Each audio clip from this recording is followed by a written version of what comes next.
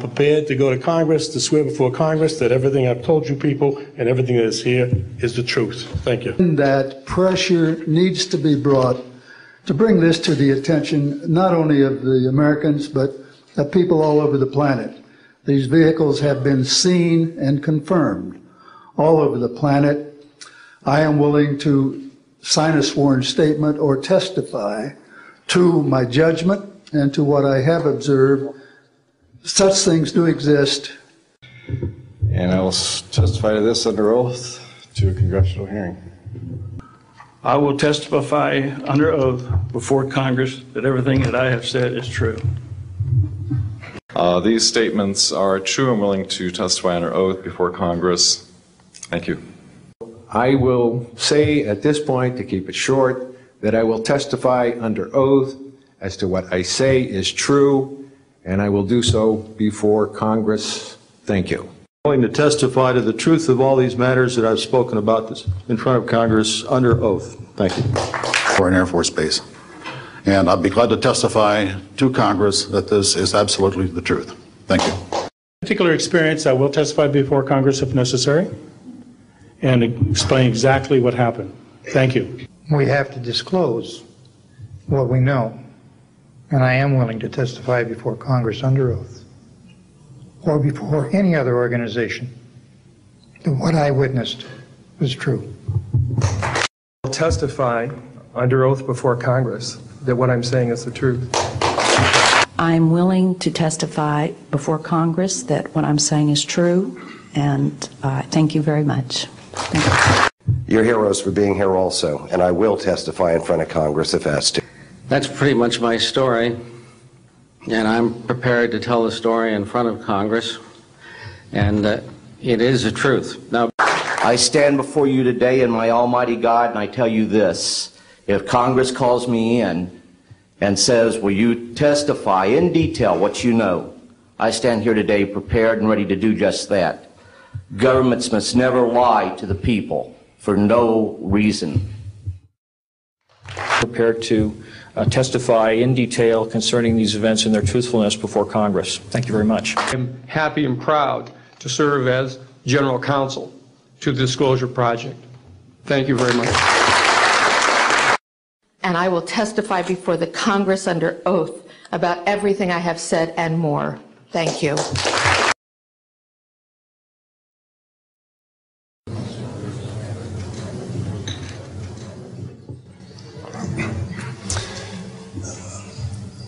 Years ago, the great screen actor Jimmy Cagney was working with a young actress that was about to be fired. He went to the director and said, let me talk to her. And he walked over to the actress and he said, look, it's simple. You walk in the room, you plant your feet, look me in the eye, and tell the truth. The logo of the X-Files is the truth is out there. The truth is out there. I'm going to paraphrase. The truth is in here. You're about to hear the truth. I'm an actor. My name is John Cipher. For 7 years, I walked through the door, planted my feet, and tried to tell the truth as Chief Daniels on Hill Street Blues, as General Craig on the hit sitcom Major Dad. I was 2 years on Dynasty. You're on Knots Landing. I've done 5 afternoon soap operas, 12 Broadway shows, and 20 films. One of the Broadway shows I did was the great musical Man of La Mancha on Broadway. I was Richard Kiley's original understudy. I sang the words to dream the impossible dream, to fight the unbeatable foe, to bear with unbearable sorrow, to run where the brave dare not go. I'm here to introduce your host this morning, Dr. Stephen Greer. He's a man who is running pell-mell where the brave dare not go. He was an emergency room physician. In fact, the director of emergency medicine at a major hospital in North Carolina. 3 years ago, he sat his wife and his 4 daughters down and said, I've been doing this part-time, running after the truth, for 7 years now. Now I'm going to do it full time. He walked away from all that money to pursue the truth. I always think of Hamlet's great line to Horatio, there are more things between heaven and hell than are dreamed of in your philosophy, Horatio. I'm going to introduce a man who says, there are more things between heaven and hell than any of us have accepted. And I have the witnesses and the documents to prove it. Ladies and gentlemen, Dr. Stephen Greer.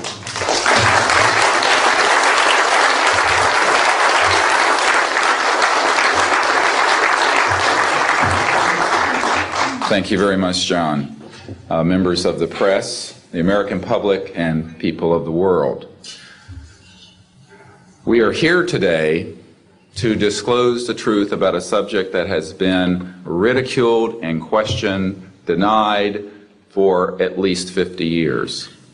The men and women who are on this stage and the some 350 additional military intelligence witnesses to the so-called UFO matter and extraterrestrial intelligence can prove and will prove that we are not alone. I would like to thank Sarah McClendon, who is with us today, the famed White House correspondent, for her sponsorship of this meeting. Thank you very much, Sarah.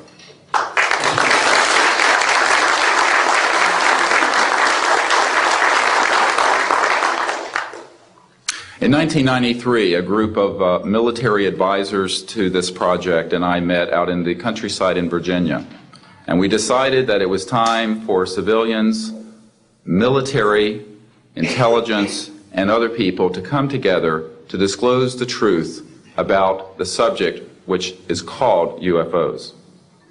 Since that time, I have personally briefed a sitting Director of Central Intelligence, James Woolsey, President Clinton's first CIA director. I have personally briefed the head of the Defense Intelligence Agency, the head of Intelligence Joint Staff, members of the Senate Intelligence Committee, many members of Congress, members of the European leadership, the Japanese cabinet, and others. And what I have found is that none of them are surprised that this is true, but they are uniformly horrified that they have not had access to these projects. We can establish through these witnesses whom we have identified, which now number over 400, and these are people who have been inside the CIA, NSA, NRO, Air Force, Navy, Marines, Army, all divisions of the intelligence and military community, as well as corporate witnesses, contractors to the government.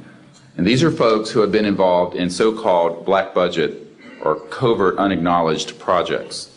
These unacknowledged special access projects are taking in at least $40 to $80 billion per year. And they are sitting on technologies that can change the world forever. The reason we are coming forward now is that we are asking for the U.S. Congress and for President Bush to move towards an official inquiry and disclosure on this subject. It has the most profound implications for the human future, for the U.S. national security, and for world peace.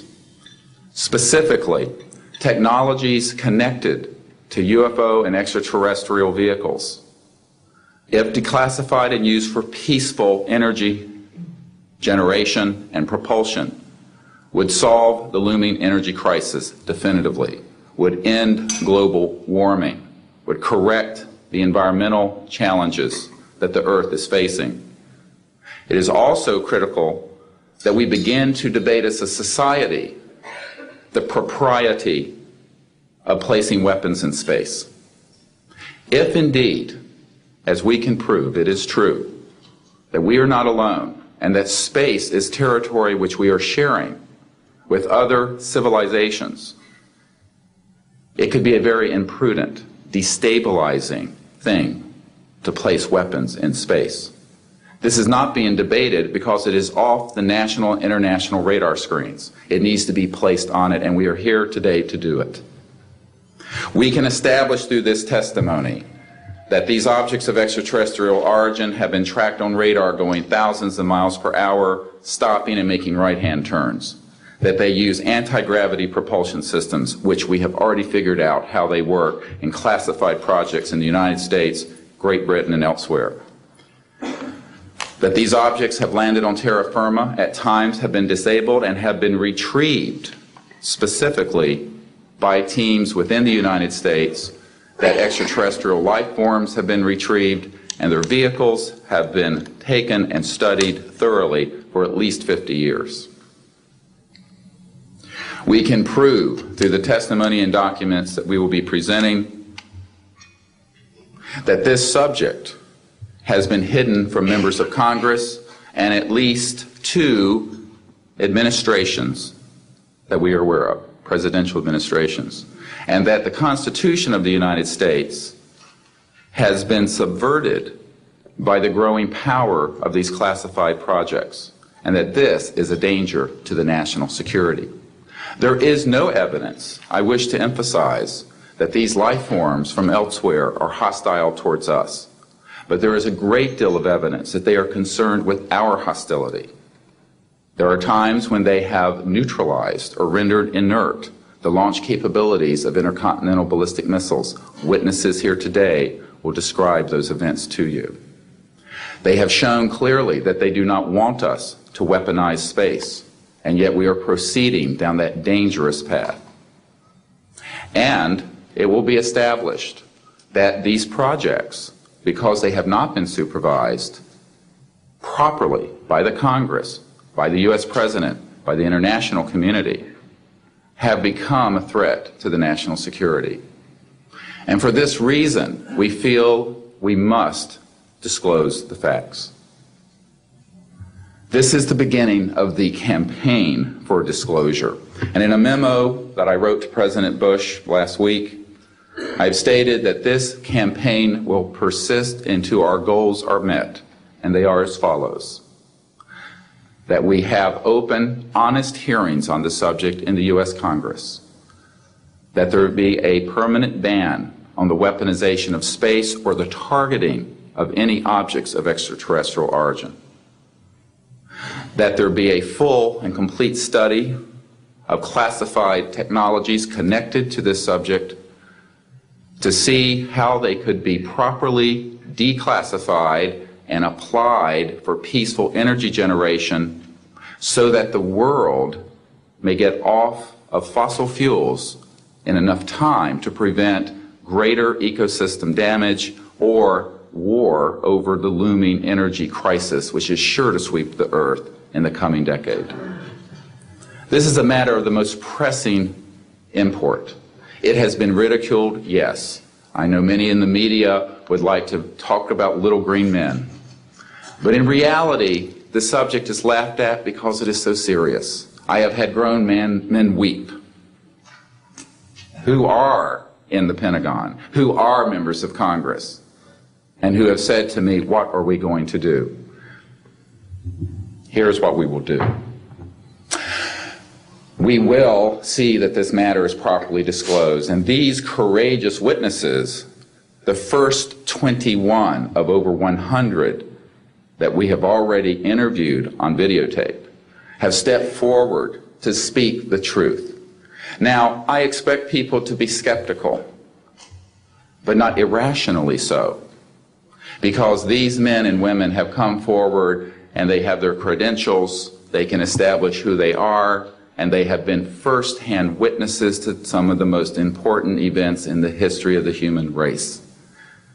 As was pointed out to me by some of the men here, they were charged with handling the nuclear weapons of the United States. Their word was trusted on everything of great importance for the national security. We must trust their word now. As Monsignor Balducci said at the Vatican, in an interview I had with him recently, of these witnesses.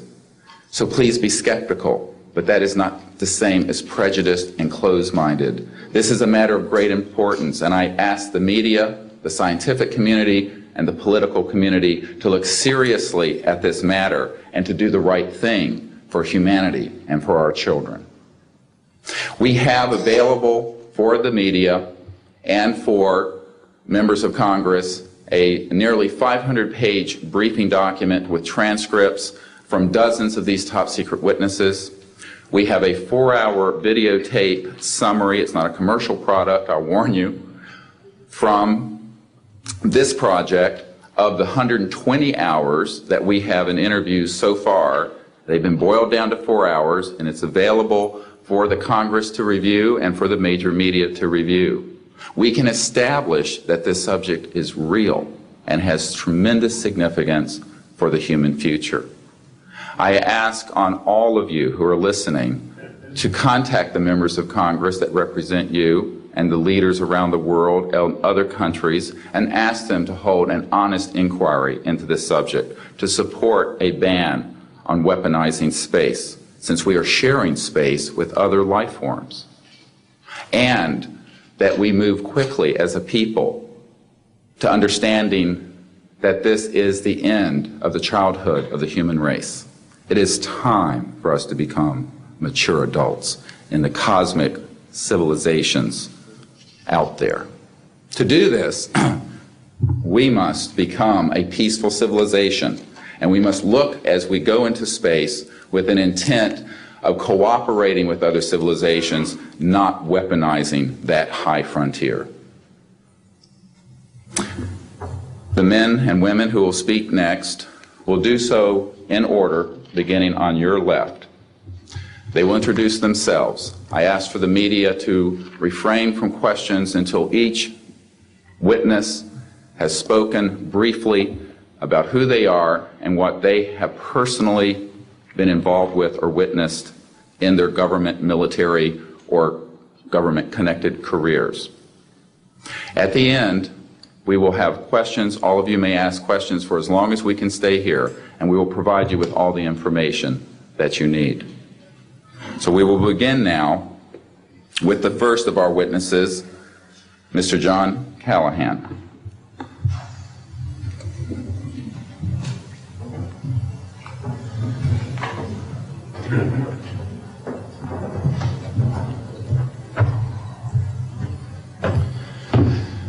My name is John Callahan. I'm a retired FAA employee. I was the division manager for the Accidents Evaluation and Investigation Division in D.C. About 2 years before I retired, I received a call from Alaska region where the region wanted to know what to tell the media.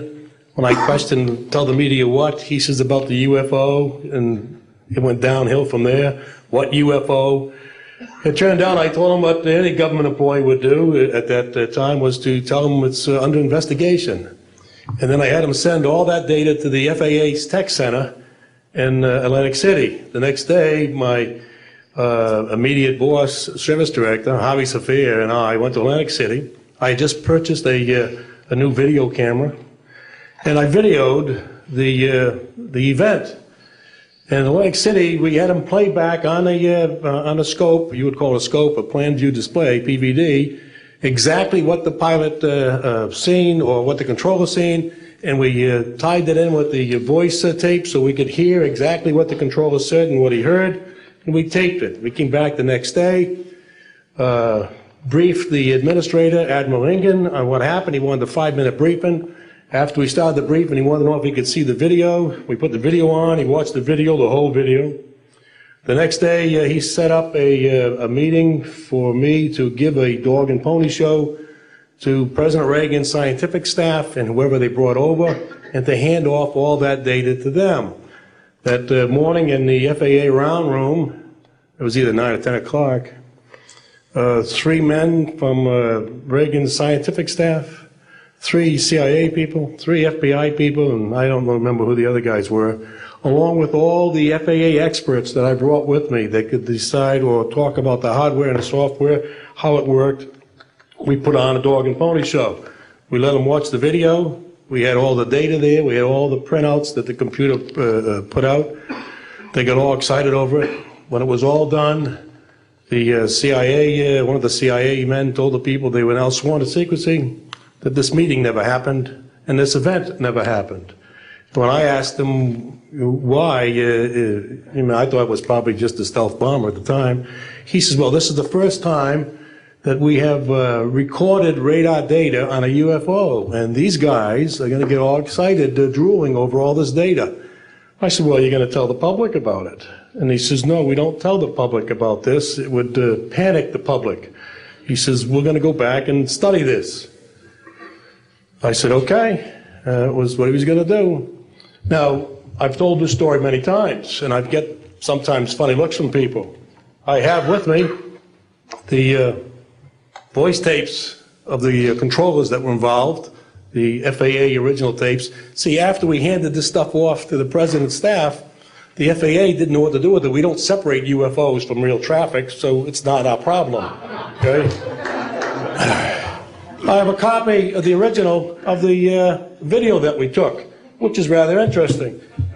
And once the thing was all over, the reports started coming into my office, but because it wasn't an FAA air traffic problem, the FAA's report ended up on a table in my office. And it stayed there until I retired, when one of the staffers packed up all my gear and helped it move to my house. Also, in a box I found just a few days ago, in my 1992 tax return, I have the target printouts from the computer data, which, so if you wanted to or look at every target that was up there at the time, you can now reproduce this from this piece of paper here.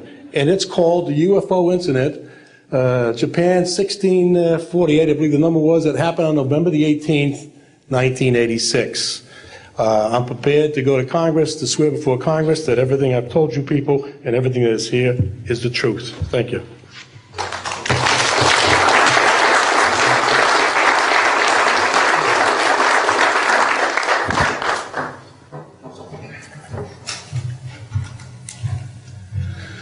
Good morning.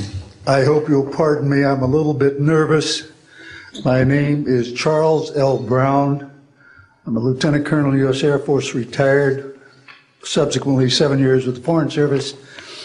I like the name Charlie Brown, a gentleman by the name of Charles Schultz, of great talent, sort of elevated the name, if you will.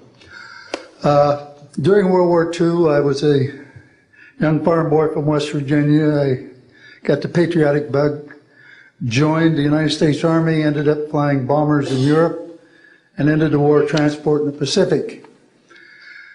Finished college in the late summer of '49, recalled to active duty in the newly formed United States Air Force. I was assigned to an organization called Office of Special Investigations. The Air Force, as most of you know, was formed in 1947. OSI, as a central investigative agency for the Air Force, was formed, I think, in 1948. So everything was relatively new. Needless to say, starting in '47, UFOs were rather new. The Air Force Intelligence, or Air Technical Intelligence Center, was at Wright-Patterson Air Force Base, and I had my office in a building adjacent to it. And our organization was the worldwide investigative agency for the Air Force for any unidentified flying objects. This lasted for about 2 years. The project name was known as Project Grudge. It was a predecessor to a project known as Blue Book, which Ed Ruppelt headed. During my experience with it, I would collect the data from, I didn't collect it, it was sent into my office. I analyzed it. As a pilot investigator, I was able to offer some bits of advice to the Air Technical Intelligence people. Now, you might visualize a massive office, but as I recall, we had a first lieutenant, a secretary, and a technical sergeant. That was the essence of Project Blue Book when it started, or Project Grudge, Blue Book, and expanded somewhat. During the review as an analyst of these various documentary reports, if you will, or documents, I became clearly convinced that there was substance to what was being reported, in that we had ground visual, ground radar, airborne visual, and airborne radar confirmation of some of these sightings. The individuals who made the sightings were everything from airline pilots, military pilots, police officers, some of the people that your lives depend upon on a daily basis. These are very reputable and creditable people. I hope that the testimony here from very credible people will convince you of that and will further Steve Greer's disclosure project, in that pressure needs to be brought to bring this to the attention not only of the Americans, but of people all over the planet.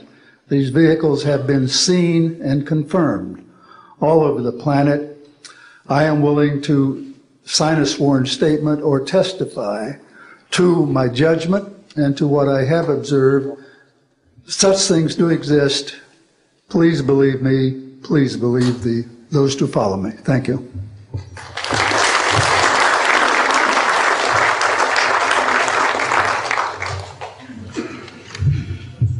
My name is Michael Smith. I was in the Air Force, a sergeant from 1967 to 1973. I was aircraft control and morning operator. While I was assigned to Klamath Falls, Oregon, in early 1970, I arrived at the radar site and they were watching a UFO on a radar that was hovering at about 80,000 feet. It sat there for about 10 minutes and then slowly descended until it dropped off the radar, was gone for about 5-10 minutes, and then instantly reappeared at 80,000 feet, stationary. The next sweep of the radar, it was 200 miles away, stationary. And it hovered there for about 10 minutes and redid the whole cycle twice more. When I found out what you normally do when you see a UFO, I was told that you notify NORAD, you don't necessarily write anything down, you don't write anything down, and you keep it to yourself. It's a need-to-know basis only. And NORAD one night called me about later in the year to let me know as a heads up that there was a UFO coming up the California coastline. I asked them what I should do about this. They said, nothing, don't write it down, it's just a heads up. And then late 1972, while stationed at the 753rd Radar Squadron in Sault Ste. Marie, Michigan, I received a couple panicky calls from police officers who were chasing 3 UFOs from Mackinac Bridge up I-75. So I immediately checked the radar, confirmed that they were there, called NORAD, and they were concerned because they had 2 inbound B-52s going to Kinslow Air Force Base. So they diverted them because they didn't want any proximity of the 2.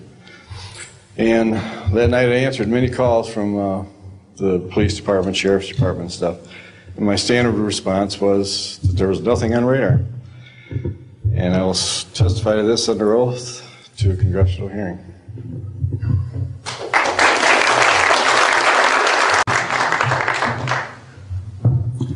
My name is Graham Bethune. I'm a retired Navy commander, pilot, had a top secret clearance.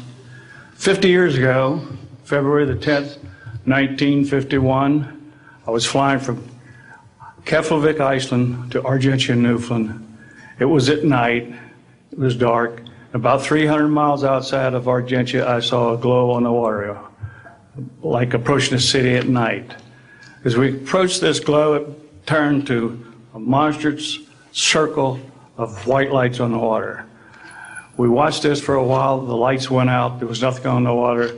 Next thing we saw was a yellow halo, small, much smaller than whatever it was launched from, and that was 15 miles away, up to our altitude. Because of the trajectory, I disengaged the autopilot, shoved the nose over to try to go under this thing. At that time, I heard a noise underneath. I thought maybe it hit us. It was actually some of the crew members ducking, and they collided, and a couple of them were injured. Then it appeared over to the right and moved out slowly and flew with us. It was still not at our altitude, but we could see the shape of it. It had a dome. We could see the coronal discharge. I went back aft, let the other pilot, Al Jones, take my seat to see what the passenger's reaction was. Came back to the cockpit, told him not to report anything simply because what the psychiatrist had said to me, maybe they would lock us up. So basically, the instruments in the cockpit, we had 4 or 5 failures. in the area of magnetic compass, the electromagnetic effect, an area of directional finders, and this type of thing. The craft was tracked by radar in excess of 1,800 miles an hour. It never did get to our altitude. We had 31 passengers, plus the psychiatrist and the crew members that all cited this at different areas. When we landed at Argentia, Newfoundland, we were interrogated by the Air Force, an excellent interrogation, Captain Paulson. When we landed at the Naval Air Test Center here at Patuxent River, we were required by Navy intelligence to make out individual reports. Out of the National Archives, I have the 18-page official Navy and Air Force report. I've made up a report to straighten out all the truth. There's a stack of books out there this high that have written all of this up. So the truth is here. I will testify under oath before Congress that everything that I have said is true.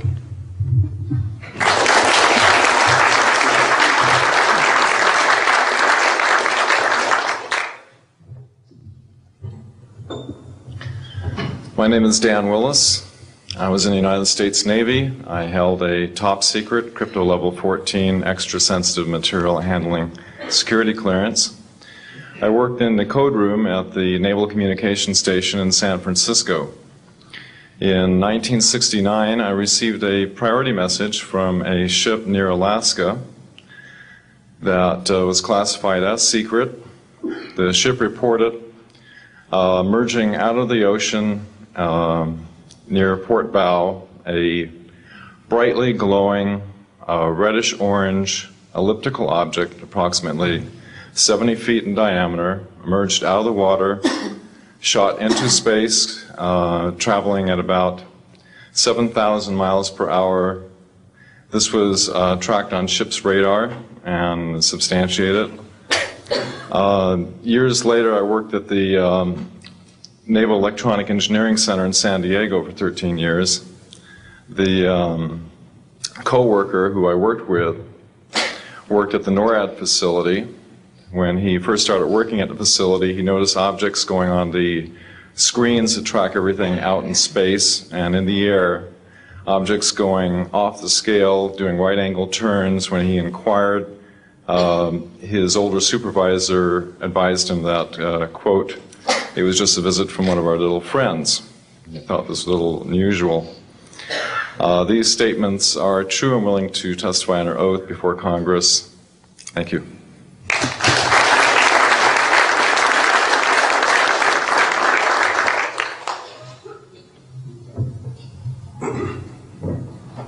My name is Don Phillips. I was in the United States Air Force and had worked with certain intelligence agencies of the United States government. Prior to my Air Force, prior to joining the Air Force, I worked for the famous Lockheed Skunk Works. And I was working for them when I was attending college, and I worked for them in the capacity as a design engineer. It was one of my proudest moments of my life to work with a man by the name of Kelly Johnson. A lot of you might be familiar with that. It turns out that the models of aircraft that we were building, as you know, were all classified, were in the deep black, and that I came in on the end of the U-2 project. My main project was known later as the SR-71. The SR-71 had a predecessor. It had a special model built for the CIA, and that those models were one passenger, one pilot special aircraft in order to get from one place to another very, very quickly.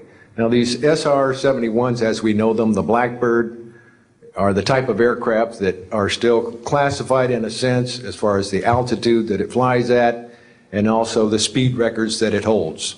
I'm very proud to say that this aircraft played a big part in helping to end the Cold War.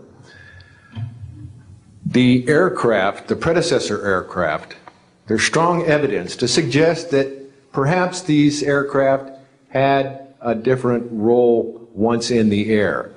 Each pilot, and I knew a few of them, each pilot had an assignment before they took off. okay? They learned about the assignment immediately prior to takeoff, and there's strong evidence to suggest that there was a dual role in that they were monitoring some type of traffic to and from planet Earth. This can be verified at a later point. This was, I'll jump into my military experience. My first field assignment for the United States Air Force was at Las Vegas Air Force Station. And that was my first experience with Las Vegas, and I couldn't understand why people were being so excited about going to a place such as this, but I soon found out about a year later. Nellis Air Force Base is located there. Nellis is a major training center for different types of special aircraft and fighter aircraft, one of the premier training sites for pilots all around the world. However, when I learned that my assignment was at a radar site 50 miles out of town, up near Mount Charleston, I had no idea where I'd be, so finally in the daylight I was able to find the location and reported in 1965 for duty. In 1966, early in the morning, about 1 to 2 a.m., I was staying there on base, and our barracks were at about 8,000 feet. I heard a lot of commotion. You know, at that altitude, sound carries tremendously. And I thought, well, it's early in the morning, it's summertime, and there is it's very warm, and maybe I should get up and take a look. I didn't really want to, but I got up and took a look, walked up to the main road up near my office, which was the commander's office. I was on the commander's staff, Lieutenant Colonel Charles Evans. And I was saying, who's making all this noise? Who's making all this noise at this time of the morning? So when I got within about 50 yards of the 4 or 5 people that were standing there, one being the chief of security, they were looking up in the air, and I said, gee, their heads are all looking at the same direction. Well, I looked up to the west, northwest, and to my amazement, there were lights flashing around the sky, moving at anywhere from what seemed like 2,400 to about 3,800 miles per hour.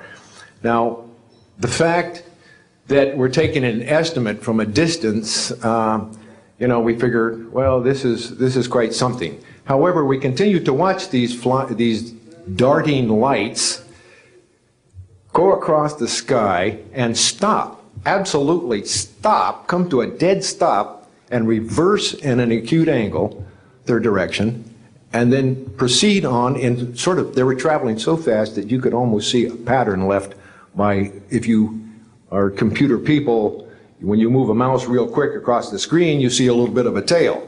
Well, that's exactly the way these 6 or 7 craft worked. After 5 minutes of watching these things, they all seemed to group up to the west, northwest. Okay? They started to come in on a circle. But what I would like to point out is that where they were putting on their display in the northwest sky, just directly east of that is what is known as Area 51. Area 51 is a AEC name, okay? Atomic Energy Commission. That was the old name for Atomic Energy Commission.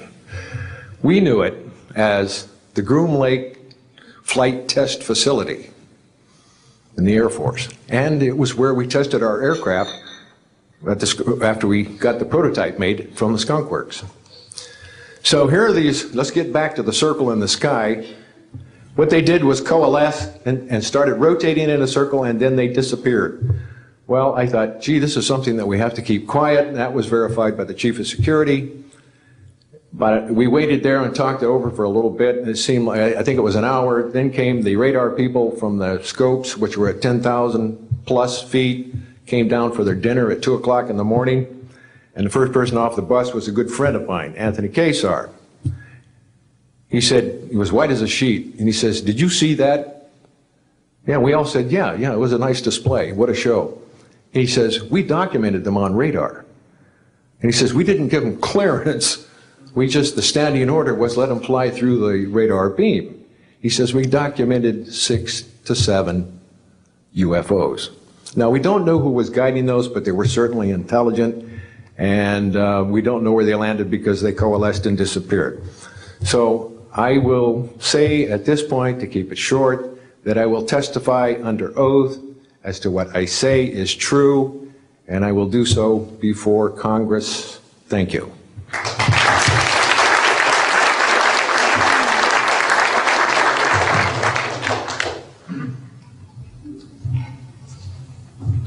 My name is Robert Solis.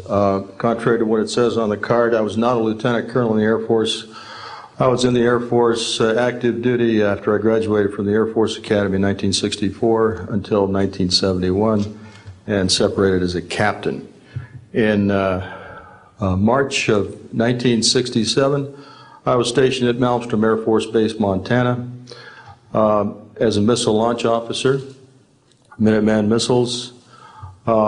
On an early morning of March 16th, 1967, I got a call from my security guard, primary security guard upstairs.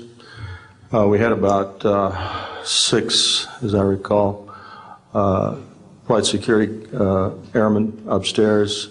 I was downstairs 60 feet underground in a capsule monitoring and controlling 10 nuclear-tipped Minuteman missiles. I got a call that morning that they were seeing strange lights flying in the sky. I disregarded that call. I told them to call me when something more significant happened. I got another call subsequent to that call, and this time it was a more intense tone in the guard's voice. It was very clearly very frightened. He said there was a bright, glowing red object hovering outside the front gate. It was oval-shaped. He had all the other guards out there with their weapons drawn. Right after that call, I woke up my commander, who was on a rest period, Fred Mywald, a retired colonel now, and told him about the phone calls. As I was telling him about the phone calls, my weapons started going down, one after the other. They went into a no-go condition, what we call a no-go condition. They were unlaunchable. We lost somewhere between 6 and 8 weapons that morning within minutes of having received that second phone call of a UFO hovering outside the front gate. Again that morning, after reporting it to the command post, we were informed that a very similar incident happened at Echo Flight. I was at Oscar Flight. They lost all 10 of their weapons under similar circumstances, very similar circumstances, where UFOs were sighted over the launch facilities. They had maintenance crews and security crews out there that had spent the night, and they were reporting UFOs over those sites. And the commander of that flight was Eric Carlson. He also separated as a captain, and the deputy commander was Walt Fiegel. He retired as a lieutenant colonel. We have those witnesses that I just mentioned, the names I just mentioned, have spoken of this event before, and they will back up this story. We also have documentation that I received through FOA requests from the Air Force outlining the Echo Flight incident and including in that documentation a reference to UFOs. We have telexes covering this incident, and in one telex it says the fact that no apparent reason for the loss of 10 missiles can be readily identified is cause for grave concern to this headquarters. This was from SAC headquarters. So we've got those telexes. I've got about 12 witnesses that'll verify parts of this story, including of a man who investigated the incident afterwards for the Air Force, and you'll hear a little bit more about that from the next witness. And also another guard that witnessed a UFO in that same time period, and another officer who retired a full colonel who had other reports of UFOs. Ancillary to that, excuse me, I've got the complete report on a Minot, North Dakota incident. That was Minot Air Force Base, North Dakota, which happened in August of 1966. Very similar UFOs sighted over missile silos, and also a UFO incident that was investigated by the Air Force immediately after our incident within a week. I'm willing to testify to the truth of all these matters that I've spoken about this in front of Congress under oath. Thank you.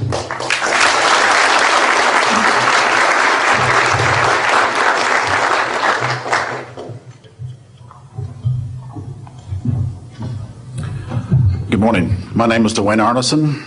I served 26 years as a communication electronics officer in the U.S. Air Force, all over the world, including Vietnam. I was lucky to be selected to be commander of 3 different units in the Air Force. I held a top secret SCI TK clearance, and for those who know, it is slightly above top secret. I retired in 1986 as a colonel at Wright-Patterson Air Force Base in Ohio. I would like to relate about 3 different experiences, if you will, that relate to UFOs. As a young lieutenant over in Germany, Ramstein Air Base, Germany, back in the early 60s, I was in charge of the cryptographic center. I had a top secret crypto clearance at that time, and I can clearly recall seeing a message that went through my crypto center which said that a UFO had crashed on the island of Spitsbergen, Norway, and the team of scientists were coming to investigate it. Going forward to the 1967 timeframe, I was assigned to the 28th Air Division at Great Falls, Montana, and I was the officer in charge of the communications center there. Also, I was a top secret control officer for the division. I had a crypto account. I was an account custodian, and I also passed out nuclear launch authenticators. During that time, I can recall seeing a message come through that communications center which said, basically what Bob just got through talking about, is that a UFO was seen near the missile silos and the missiles were deactivated. Coincidentally, the person that Boeing sent to investigate the particular missile conditions, if you will, what made them shut down, was my first manager at Boeing, Mr. Bob Kaminsky, who has since passed away. And I can recall him on different occasions. He lived close to me in Auburn, Washington. That's where I'm from. And he said, Arnie, he says, those missiles were perfectly clean. That was the result. So then one last incident concerned when I was as a commander of the unit in Great Falls, or in Caswell Air Force Station, Maine. I had contacts with the security police at Loring Air Force Base, and they told about UFOs that were seen near the nuclear weapon storage areas on Loring Air Force Base. And I'd be glad to testify to Congress that this is absolutely the truth. Thank you.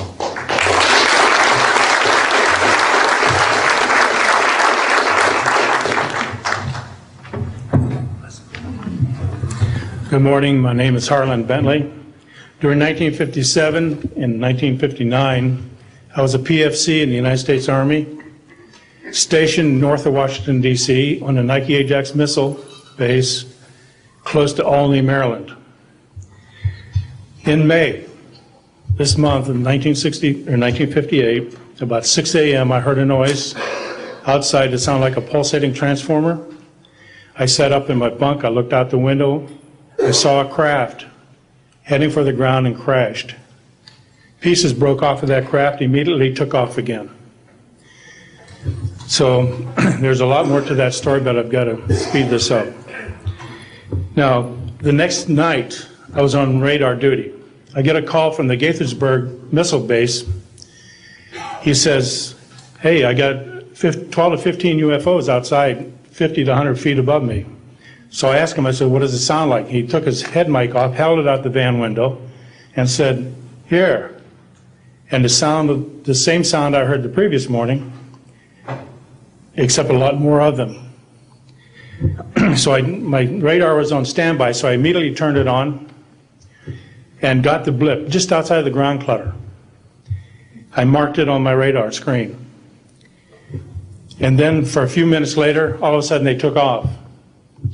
As they took off, the sweep came around, hit the blip. The second, and when it came around, it hit it again. That blip was 2/3 the way off my radar scope. In order to get that far at a constant velocity was 17,000 miles an hour. That was my first incident. 10 years later, by this time I received a Bachelor of Science degree in electrical engineering, and I was working in California. Now, I'm sorry that all I can say is I was somewhere in California working on a classified project that had nothing to do with my experience that I had there. As I was working, and it was like 2 or 3 in the morning, California time, I heard a Houston astronaut communication link, comlink. I didn't pay much attention to it until I heard the word bogey. Of course, my ears picked up immediately. An unidentified flying object of some sort, whether it's a craft, meteorite, or whatever, was on a collision course with that module going to loop around the moon.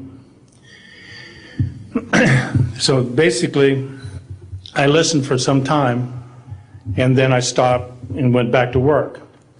And then I heard, there they go.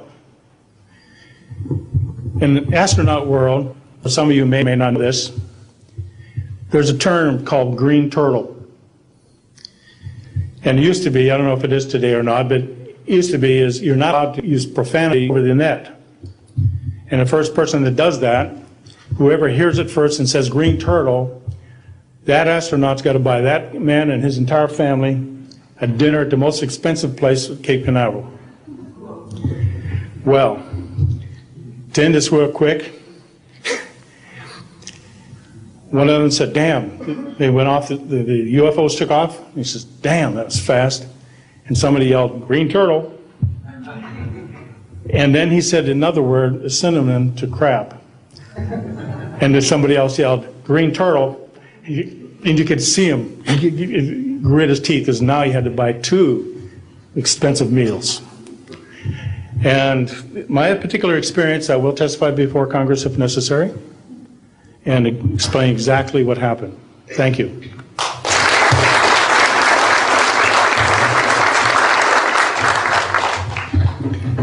My name is John Maynard.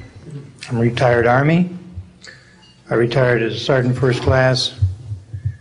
For my entire 21 years of service, I held a top secret clearance. Compartmentalized at times to as high as TK, OVNI, crypto, and others.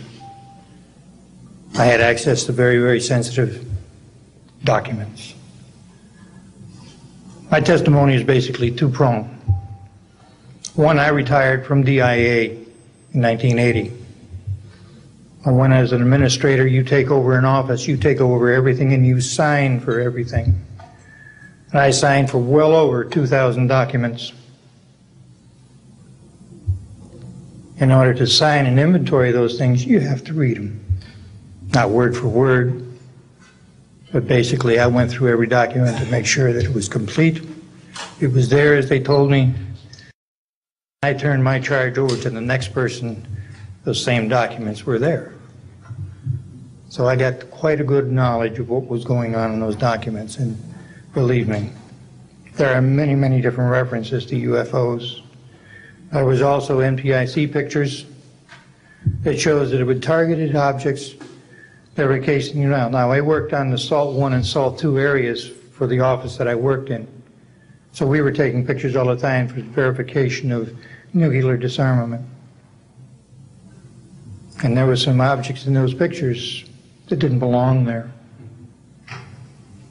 The second prong to this whole thing is that a lot of people talk about conspiracies over a shadow government. I'm willing to testify before Congress that these black operations do exist. I nearly became part of it. But I saw the light, I think. Or was it? and I got out. And that's it. We have to disclose what we know, and I am willing to testify before Congress under oath, or before any other organization, that what I witnessed was true.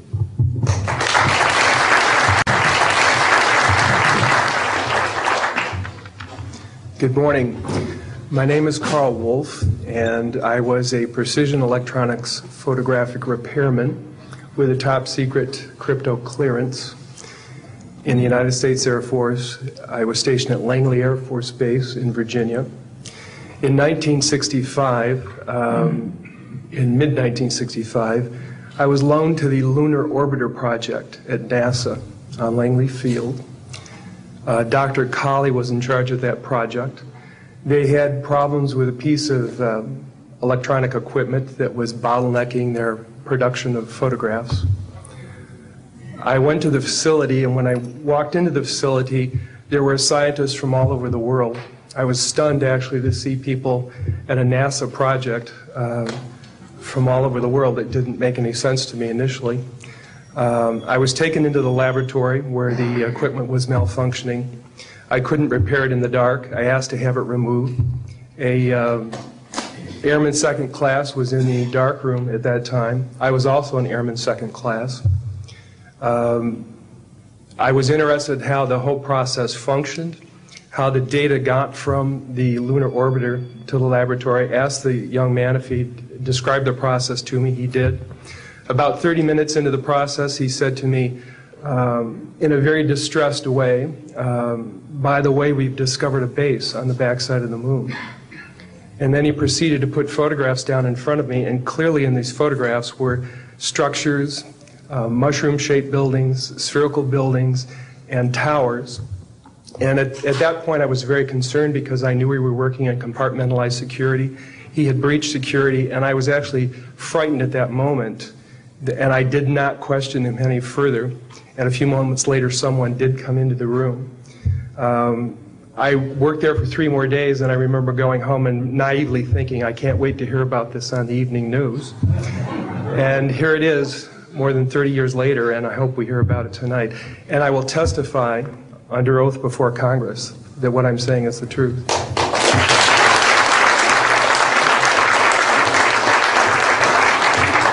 Thank you, Carl. Good morning, everyone. My name is Donna Hare, and I worked at Philco Ford Aerospace from 1967 to 1981. During that time, I was a design illustrator, draftsman. I did the launch slides and landing slides, and also projection plotting boards, lunar maps for NASA. We were a contractor, but most of the time I worked on site, in Building 8. I had the opportunity to do extra work during downtime, which was between missions, and I walked into a photo lab, which was the NASA lab across the hallway. I had a secret clearance, which is not that high, but I was able to go into restricted areas, which this was. At the time, I was talking to one of the techs in there, and he drew my attention to a photograph, a NASA photograph.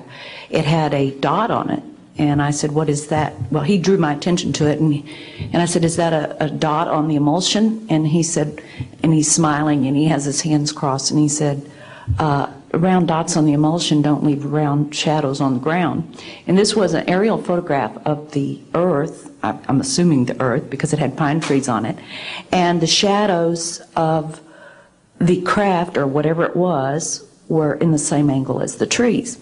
And by its very nature, UFO, and I wanted to clarify that to a gentleman that was talking to me, means unidentified. So I did not know what this was. But I realized at this point that it's very secret, that it was kept secret, because I asked him, what are you going to do with this piece of information? And he said, we always airbrush these out before we sell them to the public. So they're pesky little creatures appearing on this photograph they wanted to get rid of. After that, I decided I would ask questions to other people that work there. And I found that I had to ask them away from the site and not on site. A guard told me that he was asked to burn some photographs and not to look at them. and there was another guard guarding him who was in green fatigues, watching him burn the photographs. And he said he was too tempted. He looked at one, and it was a picture of a UFO, and he was very descriptive. I can go into that later with anyone. He immediately was hit in the head, and he had a big gash in his forehead. He was knocked out, and he's terrified, so he would have to be protected. Another incident, I knew someone in quarantine with the Apollo astronauts. He told me that the Apollo astronauts saw craft on the moon when we landed, and that is what he told me. And he also was afraid. He said that the astronauts are told to keep this quiet. They're not allowed to talk about it. So I do want to let you know that I worked out there for a number of years, and I ran into this. So it's not something everyone knows that works out there for a long time. My boss didn't know about it. Some people that sat right next to me didn't know about it. It's very strange, because I don't know how they can do it, but they can let some people know about it and then others not. I'm willing to testify before Congress that what I'm saying is true, and thank you very much. Thank you.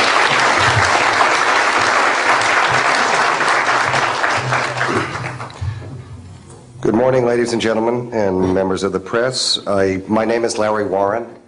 20 years ago, in 1980, I was a security specialist assigned to RAF Bentwaters, Woodbridge, NATO Air Force facilities in Suffolk, East Anglia. I had a secret security clearance.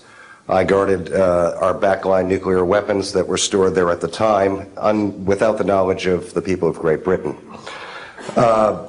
I went through a portion of a 3-night UFO event where objects made incursions over our WSA, fired pencil-thin beams of light into them, and adversely affected the ordnance, possibly. These objects were on the ground on 2 different nights. Potentially there was another life form seen. This is an unpopular truth. These events were of extreme defense significance to not only Her Majesty's government, but this government as well, and they are still shrouded in secrecy. They are very complex, they are very vast. This is more about a human rights issue than just a UFO issue. 20 years ago, this room would be empty. I see a turn in history. This is history in motion, but unfortunately it's history with a security classification. I would be more than honored to swear under oath that I experienced what I did, I saw what I saw. These events produced not only, after numerous denials by this government, a memo by Lieutenant Colonel Charles Holt, our deputy base commander, which reads like science fiction. It also produced, years later, an on-site audio tape he made as these objects performed their feats and did what they did and violated airspace. These events are of extreme defense significance. I hope my brothers in arms that went through these events will be given immunity at some point and be able to join us here. It is an honor to share the stage with all of these people. And I think for all our children, my son Dennis, God bless you, son, we can change the world. You're heroes for being here also, and I will testify in front of Congress if asked to. God bless. Thank you.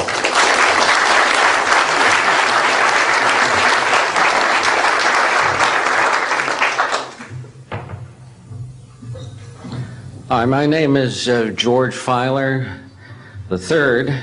The reason I'm here is because George Filer V is in the hangar and will be born on Friday. And I'm a retired intelligence officer and flyer with almost 5,000 hours, and I didn't believe in UFOs until London Control called us in the winter of 1962 and asked us, would we chase one?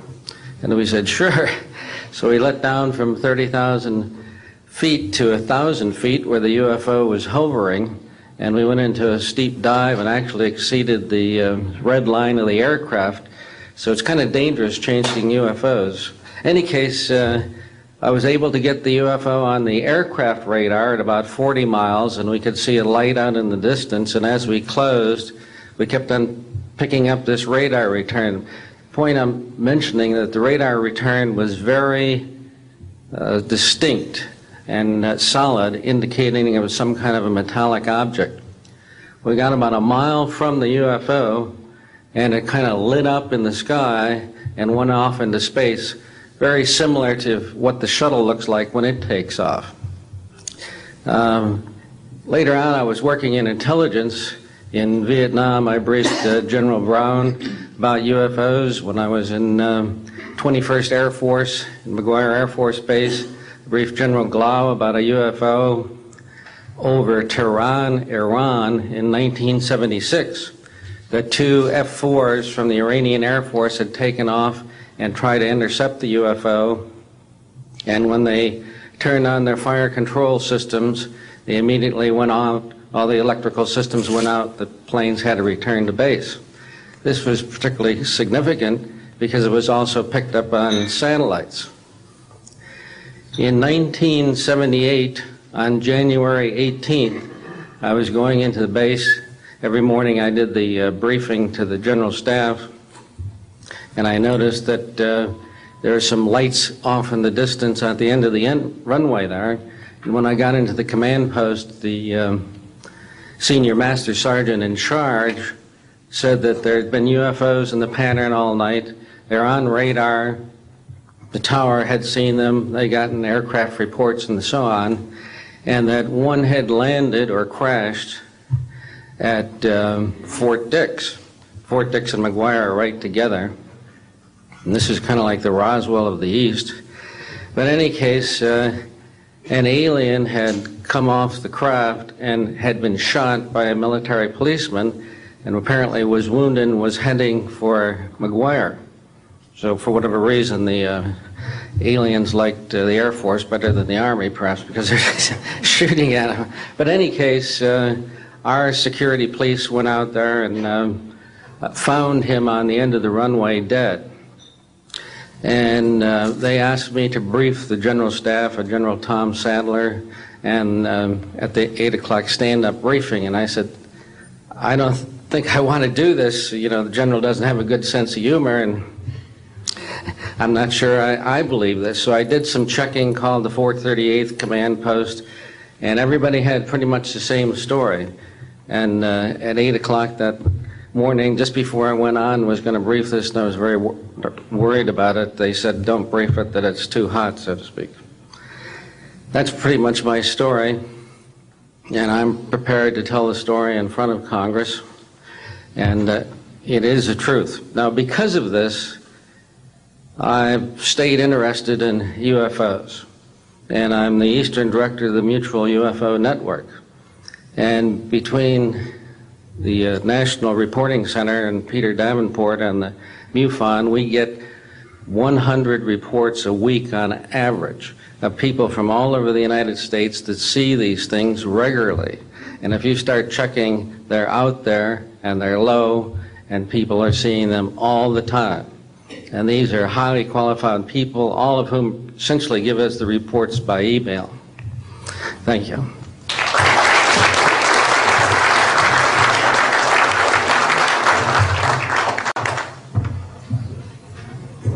Morning, ladies and gentlemen. My name's Clifford Stone. I was a Sergeant First Class, United States Army.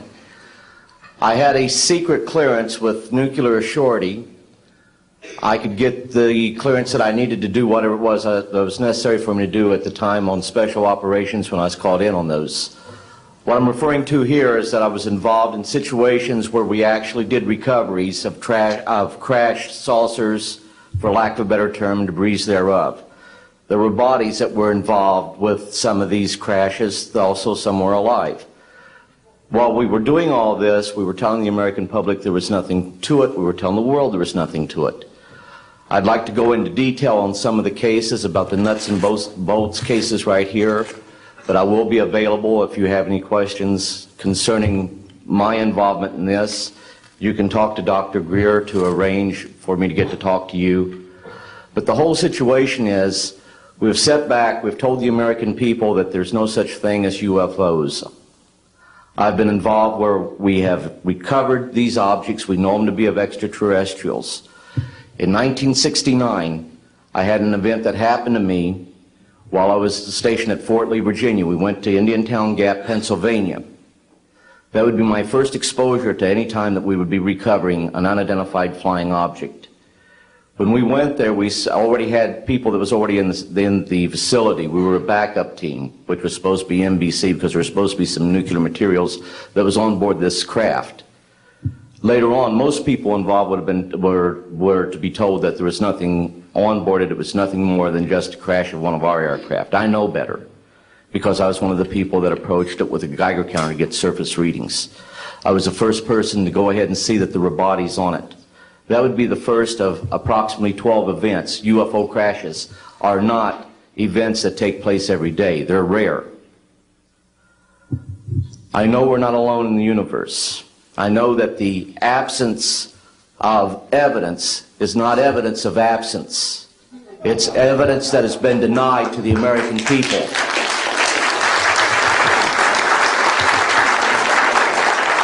I stand before you today in my almighty God, and I tell you this.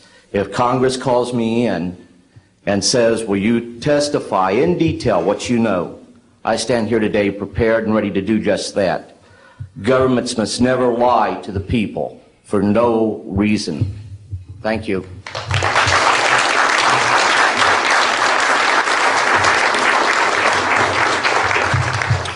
Good morning.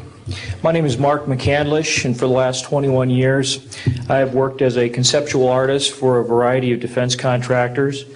I've been involved in conceptual artwork of the production thereof for Rockwell on the X-30 program, and also on the high-step program, that's spelled HYSTP, means Hypersonic Testbed Program. During the course of my career, I've twice had a secret security clearance. In 1967, while my father was stationed at Westover Air Force Base, the headquarters for 8th Air Force Strategic Air Command, I witnessed and watched through a telescope a UFO which hovered over a nuclear weapons storage facility for approximately 10 minutes and then departed with an acceleration approaching a bullet leaving a rifle barrel. In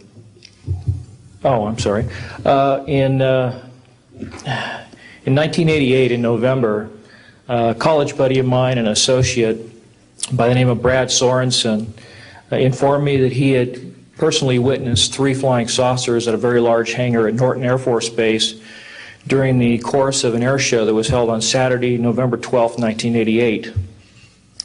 I subsequently called my congressman from that district. I called his office. This was Congressman George E. Brown, Jr., who at the time was the chairman of the Congressional Committee on Space Science and Advanced Technology. I naturally assumed that since this presentation that Brad talked about was for top military brass and certain congressional individuals, that his office must have coordinated this with the local Air Force Office of Public Affairs. A male staff member in Congressman Brown's office not only confirmed the exhibit, but the fact that there were 3 discs at that exhibit. These discs were hovering off the floor without any visible means of support. They were referred to as alien reproduction vehicles, also nicknamed the flux liner because they used high voltage electricity. Let's see, to keep things short, this is a diagram that I made based on a sketch that Brad Sorensen did for me in rough form shortly after he had his sighting, and subsequently cleaned that drawing up and made it much more accurate. And that's the drawing that Dr. Greer is holding there now. Later on, I obtained photographs that were taken in 1967 by a military pilot, Harvey Williams, flying a C-47 for the Air Force at 12,000 feet, approximately 25 miles southwest of Provo, Utah. This particular vehicle matches the so-called ARV in all proportions and respects in terms of the detail of the shape of the craft. And this was photographed, as I say, in June or July of June of 1967. I later spoke to a gentleman by the name of Kent Sellen that I met at an air show at Edwards Air Force Base in 1992, the first unveiling publicly of the B-2 bomber. He indicated to me that in 1973, when he was a crew chief, working on experimental aircraft at Edwards Air Force Base, that he had unintentionally wandered into an area where there was a classified aircraft, namely the ARV. He described it in detail, and he added other details to the account concerning the configuration and the operation of the vehicle that Brad Sorensen was not aware of. Subsequently, Brad Sorensen met with the famous aeronautical designer Burt Rutan, gave him a copy of this blueprint which you've just been shown. Mr. Rutan felt that it was a joke and put it on his wall as kind of a joke. And a third party confirmed for me later that a Colonel Ray Walsh from Edwards Air Force Base was visiting Mr. Rutan, saw this blueprint on the wall and registered quite a degree of shock and anger, wanted to know where the hell he got this blueprint, because there was in fact such a craft at that time, approximately 1994, 95, in a hangar at Edwards Air Force Base, North Base Complex at that time. Subsequently, I've done a lot of research on this product, this vehicle. I've come across a number of declassified documents that show that the Air Force, as early as 1960, was wind tunnel testing flying saucer shapes up to Mach 20. And I also have declassified NASA documents that show similar shapes. In fact, this is the document here that more or less details the wind tunnel testing up to Mach 20. This is the NASA document right here that was declassified, and it shows a variety of spherical and lenticular shapes that were flight tested up to, or I should say wind tunnel tested up to Mach 6. I subsequently obtained a copy of an interoffice memo from Hercules Aerospace that describes a particular type of science involving something called zero-point energy and scalar waves. According to Brad Sorensen, this is the basis of the technology for these anti-gravity propulsion systems. This particular document here describes 6 different meetings involving the Defense Intelligence Agency and cooperative efforts with the Russian scientific community in investigating this, what is called the fundamental enabling technology that was originally discovered apparently by Nikola Tesla in the early 1900s. Anyway, I could provide you much more detail at a later time, and I am prepared to testify in detail concerning these events and their truthfulness before Congress. Thank you very much.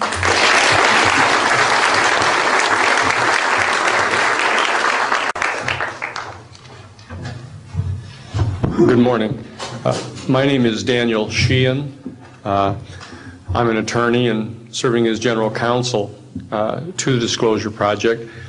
I'm a 1967 graduate of Harvard College in American Government Studies and Constitutional Law, and a graduate of Harvard Law School.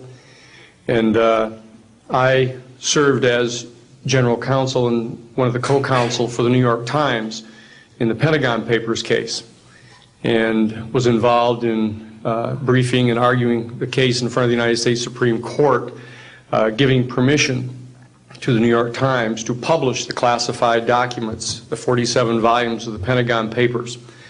Subsequent to that time, I served as special counsel to the office of F. Lee Bailey as one of the trial counsels when we represented James McCord in the Watergate burglary, and got Mr. McCord to write the letter to Judge Sirica to reveal the Watergate burglars' relationship to the plumbers unit in the White House at that time. Subsequent to my service in that case, I went back to Harvard to the Divinity School to study Judeo-Christian social ethics and public policy. Did my master's work and PhD work there, and became general counsel for the United States Jesuit headquarters in Washington, D.C., assigned to the National Social Ministries Office and their public policy office. It was there in 1977 that I was contacted by Ms. Marcia Smith, who was the director of the Science and Technology Division of the Congressional Research Service.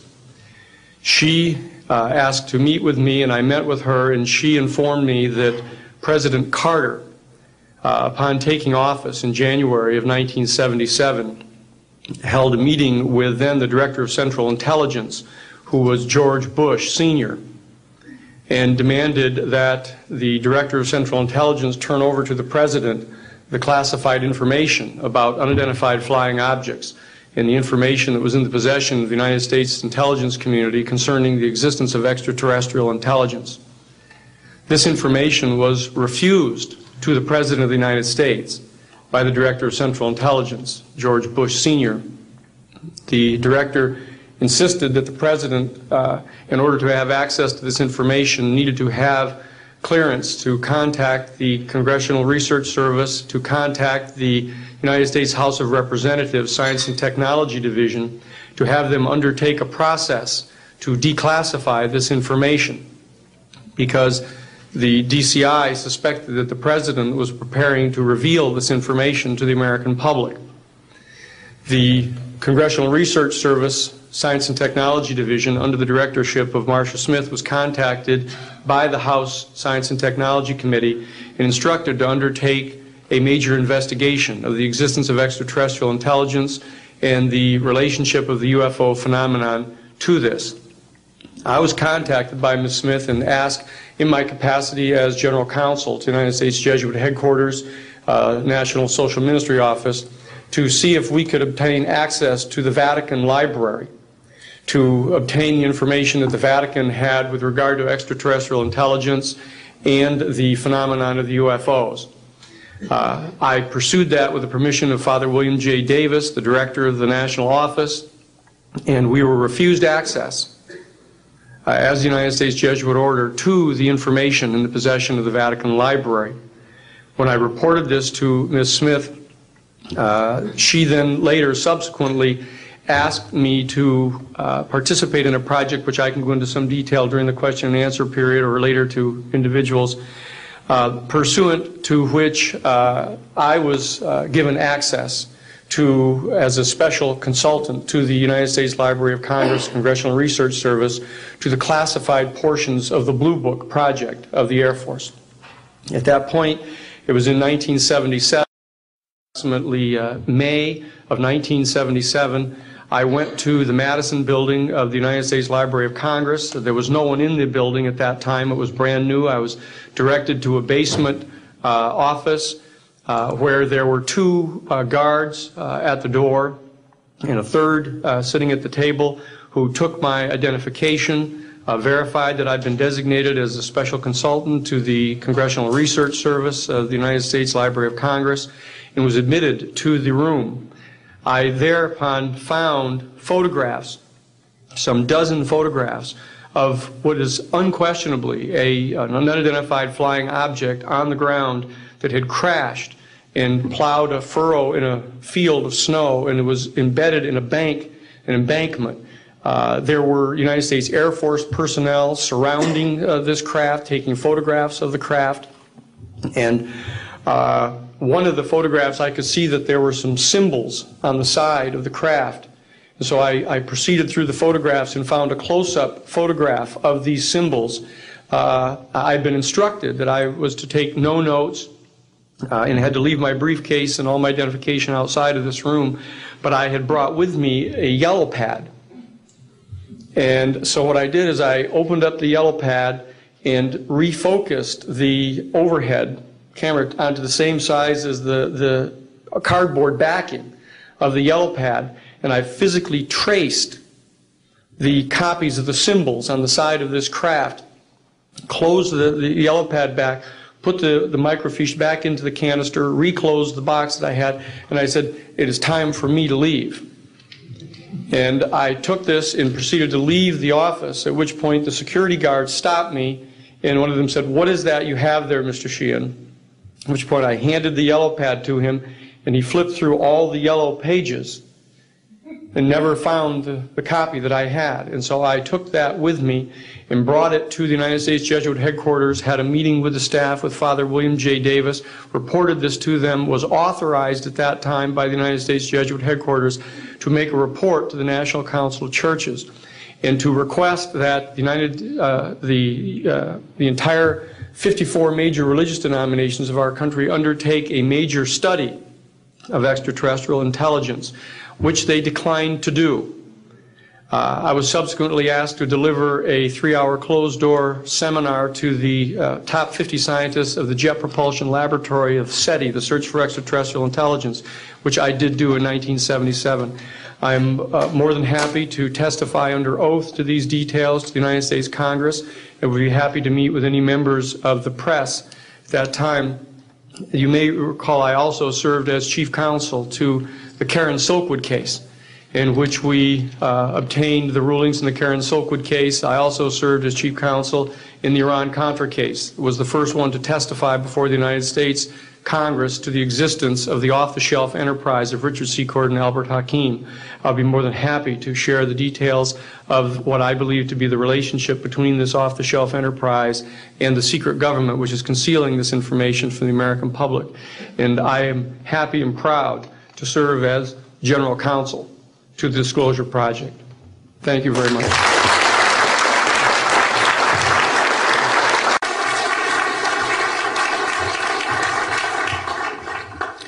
Good morning. My name is Carol Rosen.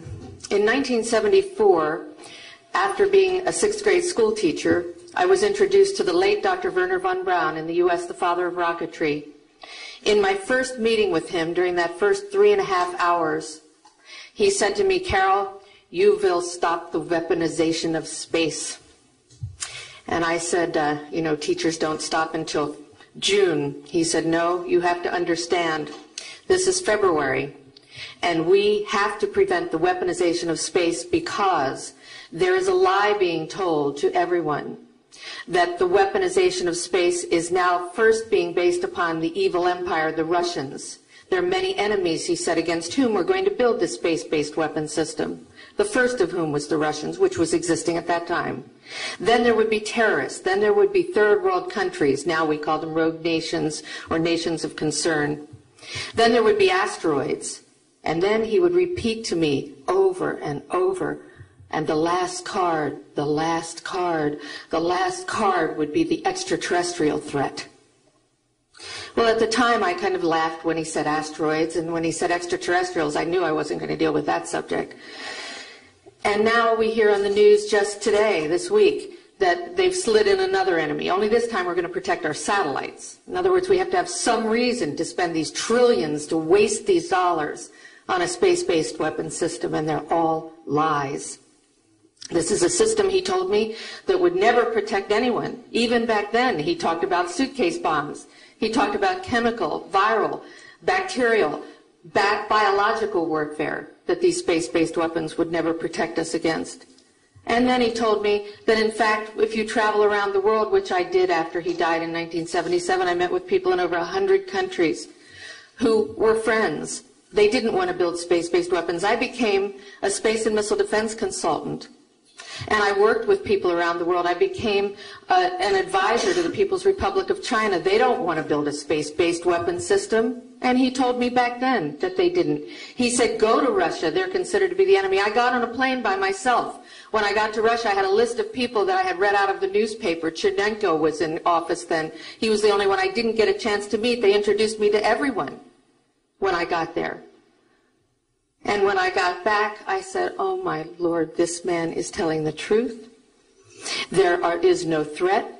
And I've been waiting until this day for 27 years, and I'm expecting the spin to happen," because he also explained to me that as a military strategist, as a person who worked on the MX missile, which I did later, he said, "You will find that there is going to be a spin to find some enemy against whom we have to build space-based weapons, and now we should expect the spin," because he said part of the formula for the intelligence community is if they might have a weapon, then we have to consider that they do have these weapons. So now they do have these weapons, so now we have to build these weapon systems. And that's the formula, except that it's all based on a lie. And we have witnesses here today that have shown you that these extraterrestrial beings, that these craft that have come here are now not UFOs, they're identified flying objects, and we know that they have beings in them. And we have witnesses here who have told you that they can shut down our missile silos, they can stop a rocket going into space that's a test. We have witnesses here who have worked in the classified departments, who have the courage to come forward here, to support what Wernher von Braun told me back in 1974 to 77. And I will testify before the Congress that when I founded the Institute for Security and Cooperation in Outer Space, which I shut down a few years ago because I didn't believe we had a chance with this huge, integrated around the world, complex weapon system, that we had any chance at all of transforming that war industry into a space industry that could provide benefits, like Dr. Greer has said, of global warming. We can end that situation of that problem. We can end the energy crisis. We can build now non-polluting technologies. Wernher von Braun used to tell me that we could have cars back then that drove around off the ground. He described this to me on beams so that we have no pollution on this planet. And we can solve the problems of the people that are urgent and potential, and the other animals and the other cultures on Earth and in space. And we can end the arms race without dislocating the industry jobs, without disrupting the economy, by transforming, Wernher von Braun told me, the war industry into a global cooperative space industry that will provide, he said, finally, more jobs and profits on this planet than during any hot or cold wartime, more products and services that can be applied directly to solving the problems of this planet. And we can have a whole planet now that lives in peace on Earth, with all the cultures on Earth and with all the extraterrestrial cultures in space. And these are words that Wernher von Braun told me in 1974, and I will testify before the Congress under oath about everything I have said and more. Thank you.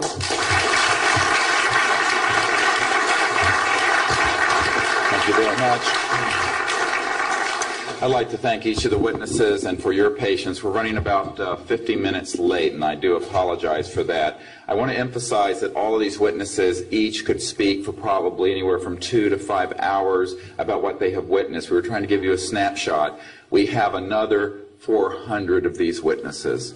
I have carried this burden for 8 years. I'm now giving it to you, the American people and the people of the world, to take it forward. What I'd like to do now is open the audience for questions from the media. You may address them to me or to an individual witness as you deem appropriate. Yes, ma'am. Proceedings here, and I'm wondering how your screening process went. Can you tell us a little bit about your satisfaction level with that?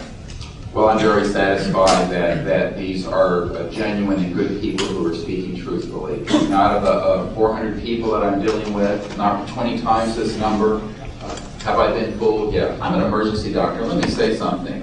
People come into the emergency department with flank pain, writhing on a stretcher. What have they got? A kidney stone, right? Yeah, well, some of them go into the bathroom, prick their finger, and squeeze blood into the water, the urine sample, to show that they have blood in their urine so they can get a narcotic injection. Now, have I been scammed as an emergency doctor?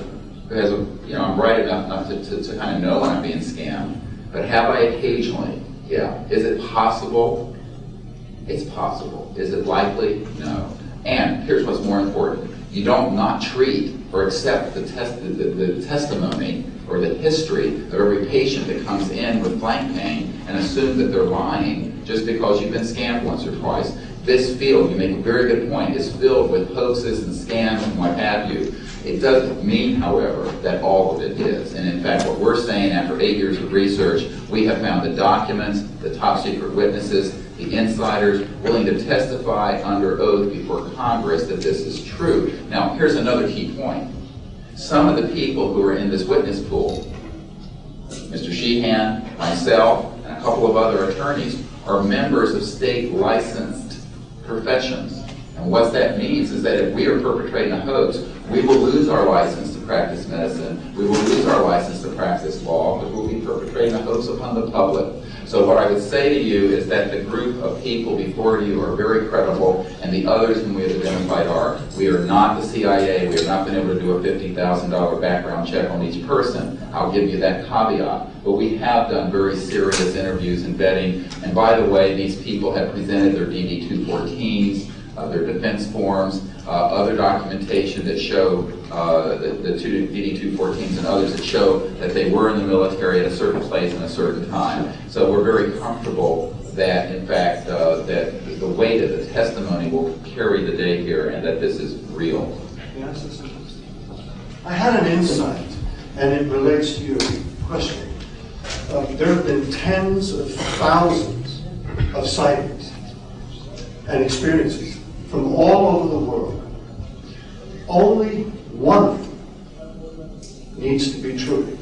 Because if only one of them is true, then the entire case of the non-reality of these sightings falls apart.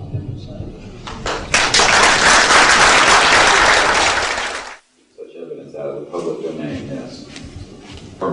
A priori, all signed agreements and oaths that have flowed from such operations are null and void. What that means is, in legal theory, is that if it's an illegal enterprise, the agreements those that are entered into as a result of that illegal enterprise have no legal standing. So one of the things I would like to announce today is all of the men and women listening to this need to know they are free to speak. We are declaring all national security oaths on this subject null and void. They have flowed from illegal operations that have no standing constitutionally. My people, my mother's family, who fought in the American Revolution, were prisoner of war with the British to help found this country, did not fight and die to form the United States so that this kind of chicanery can go on. So these men are free to speak, and there can be no legal repercussions against them. We have legal counsel who will also support this theory, and we're taking this to other constitutional scholars. It is time for that game to end. It is time for a new era in the human experience. Yes.